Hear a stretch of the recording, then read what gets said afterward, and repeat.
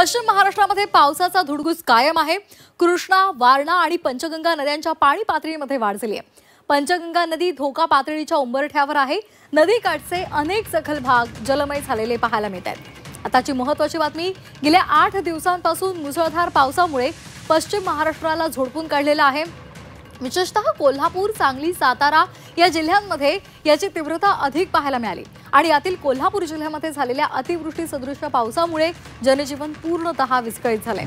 जिल्ह्यातील सर्वच नद्या धोका पातळी जोडून वाहत आहेत आणि त्यामुळे पुराच्या पाण्यामुळे अनेक सखल भागांमध्ये पाणी साचलेलं दिसतंय। इतकंच नव्हे तर अनेक महत्त्वाच्या मार्गांवर सुद्धा पुराचं पाणी आलेलं आहे आणि त्यामुळे रस्ते वाहतुकीसाठी बंद करण्यात आलेत। त्यामुळे कोल्हापूर जिल्हा प्रशासनानं अनेक शाळांना सुट्टी जाहीर केली आहे। अनेक राज्यमार्ग त्याचबरोबर जिल्हा मार्ग यावरची वाहतूक ठप्प झाली आहे। नदीकाठच्या अनेक गावांमध्ये पुराचं पाणी शिरलंय।